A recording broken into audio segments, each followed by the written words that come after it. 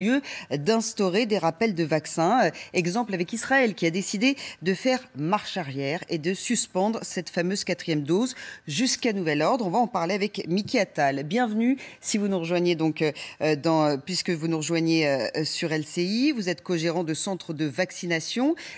Comment expliquer ce retour en arrière selon vous, ce virage? Alors, ce n'est pas exactement, bonjour déjà, ce n'est pas exactement un retour en arrière, comme une prise de temps pour pouvoir évaluer les choses. Le conseil scientifique local a donné son feu vert, estimant que face à l'Omicron, il était préférable d'anticiper les choses. Et puis, le ministère de la Santé, lui, a dit, attendons d'avoir plus de données. Une nouvelle étude a démarré d'ailleurs hier avec 150 volontaires de personnel soignant pour pouvoir évaluer cette quatrième dose. Donc, le ministère de la Santé préfère attendre d'avoir plus de données pour pouvoir donner ce feu vert. En attendant, sur le terrain, nous sommes prêts et à part mettre à jour les applications pour prendre les rendez-vous, nous devons attendre encore quelques jours.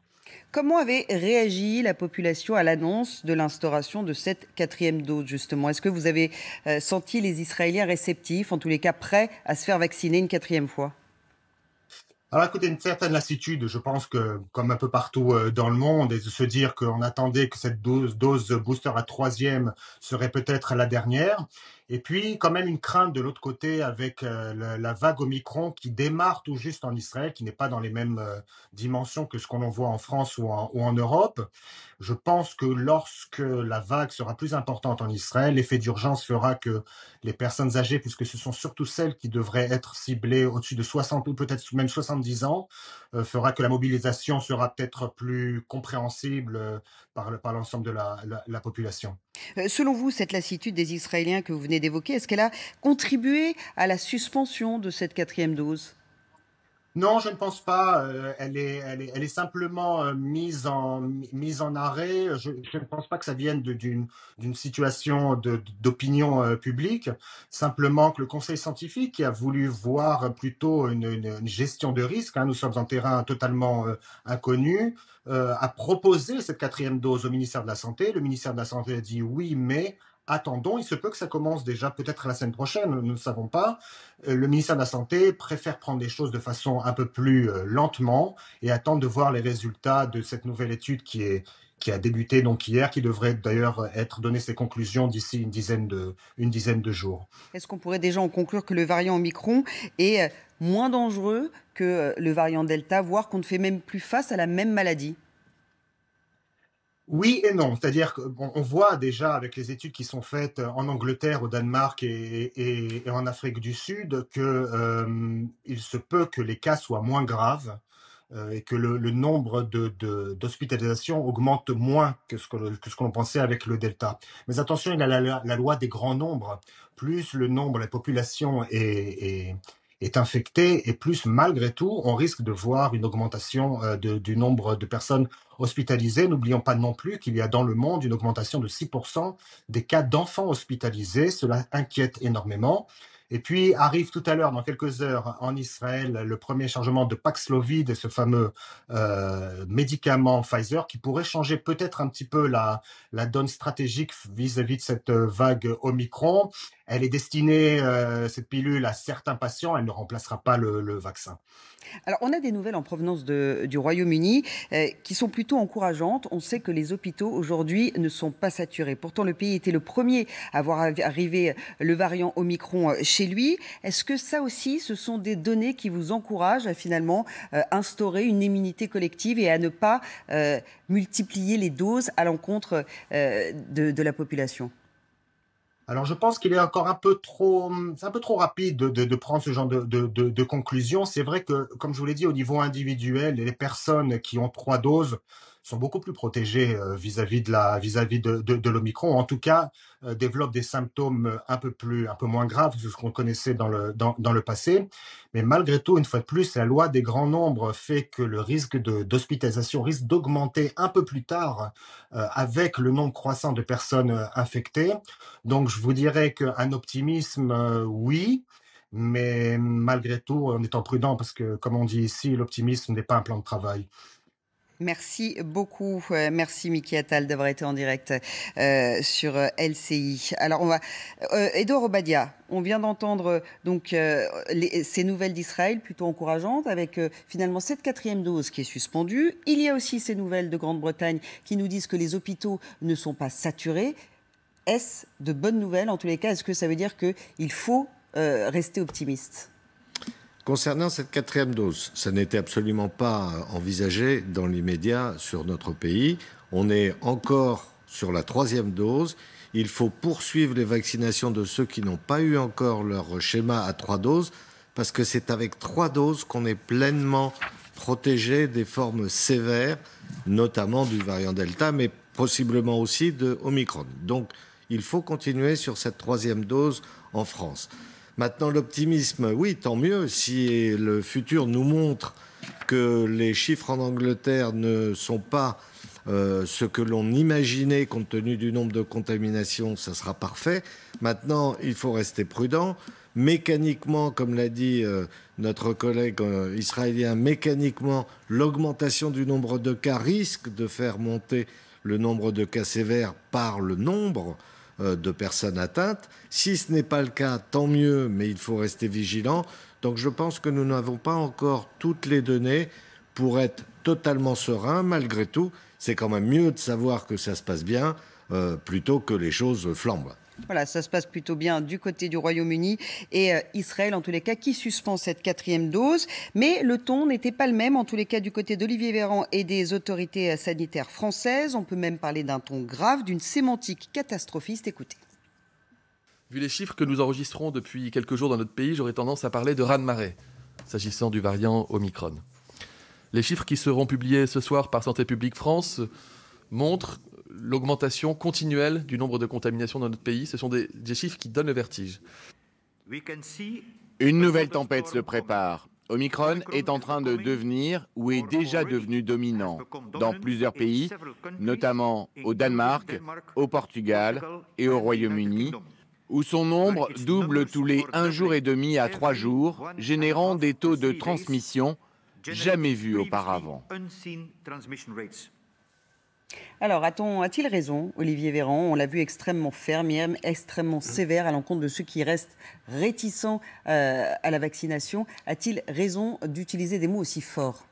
Oui, je crois qu'il a raison. Je crois qu'il a raison parce qu'il faut se rendre compte qu'au-delà des chiffres, il y a une problématique sur l'ensemble du pays. C'est-à-dire que quand vous avez 200 000 personnes positives chaque jour, avec un certain nombre de cas contacts, on peut imaginer qu'on a plus d'1 million de personnes chaque jour qui sont concernées par des mesures d'éviction, de restriction, d'être obligés de s'isoler, de rester à la maison.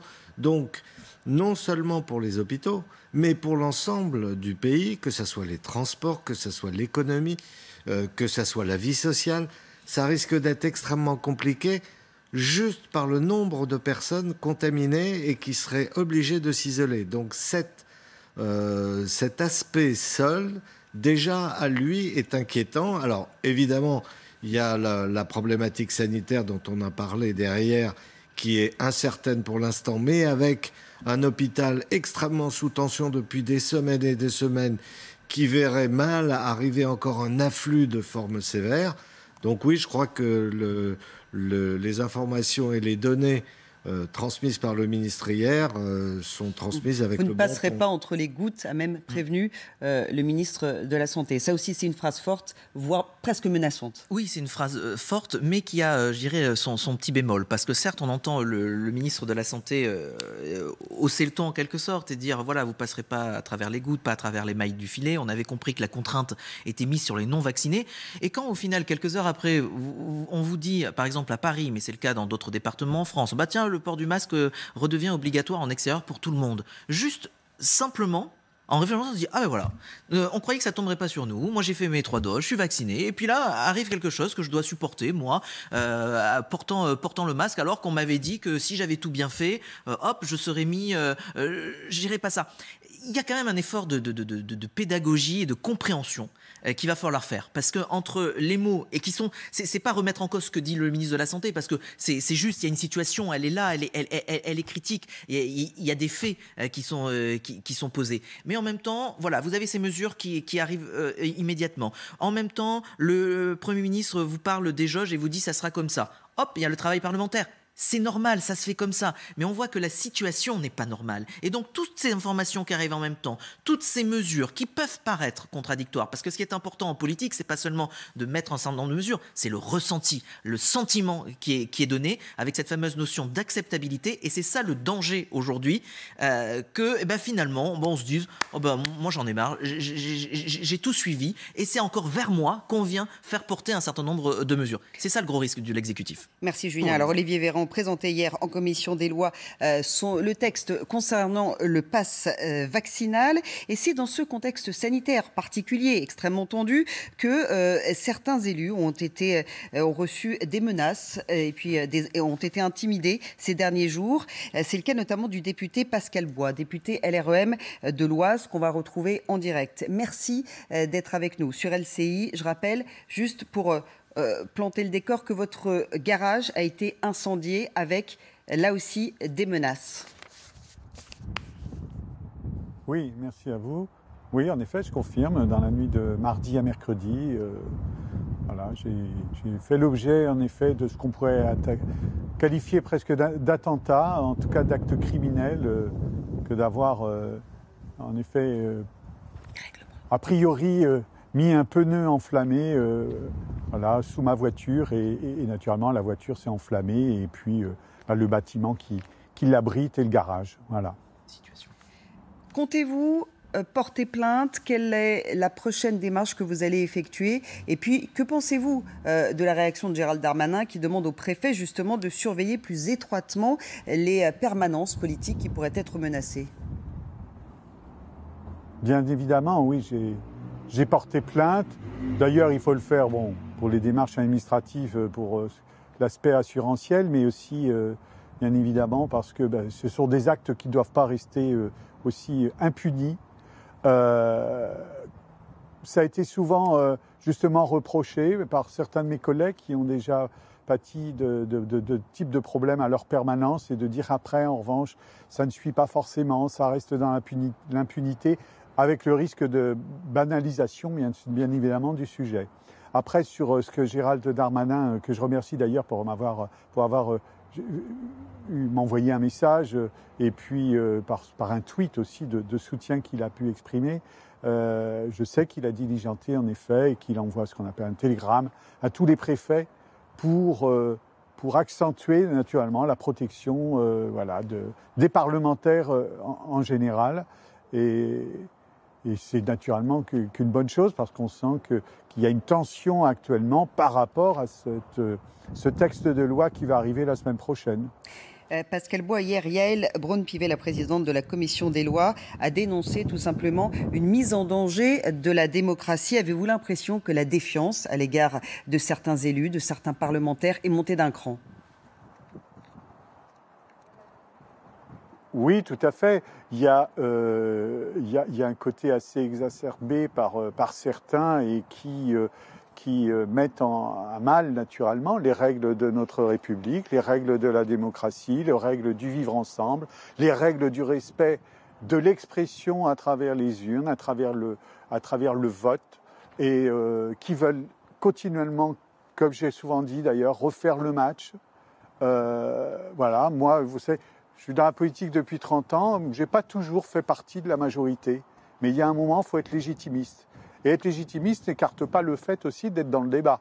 Il y a des moyens de s'exprimer, il y a des moyens d'être contre, il y a des moyens, il y a des oppositions au sein de l'Assemblée qui sont là aussi pour ça, quand elles le veulent, quand elles le souhaitent, mais il y a aussi d'autres méthodes. D'abord, on a nos permanences de députés. Si on veut venir débattre, nos permanences sont faites pour ça, pour qu'on soit à l'écoute des concitoyens.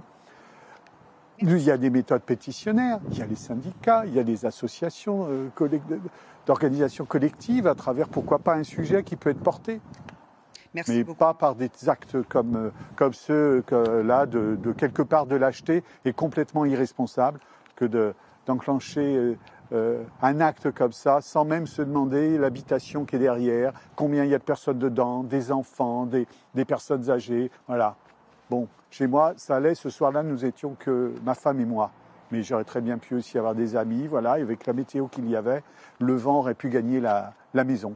Voilà, une violence inédite que vous dénoncez, bien évidemment. Merci Pascal Bois, député LREM de l'Oise. Merci pour ce témoignage dans LCI Midi. Julien Arnaud, on a pu voir derrière le député cette inscription voter non. On pense évidemment aux antivax. On sait que ce sont eux qui sont à l'origine de ces menaces. Mais on sait aussi que leur message est porté par une certaine partie de l'opposition. Oui, on a un climat assez particulier. On le voit de violence, c'est des insultes, c'est des injures, c'est les réseaux sociaux, via des mails envoyés. Certains parlementaires reçoivent des enveloppes avec une balle, par exemple.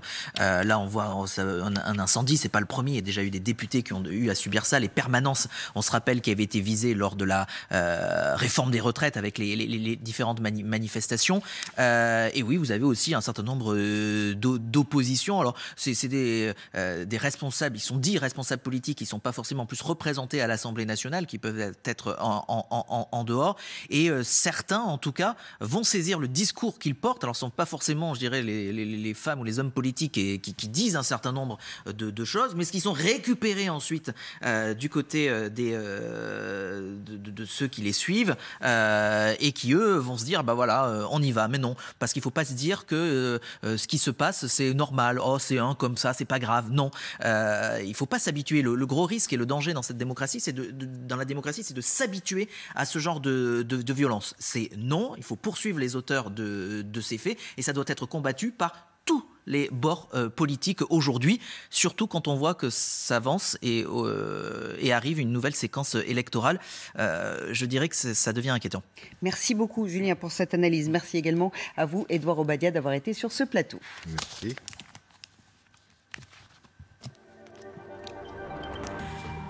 Voilà, restez sur LCI dans quelques instants.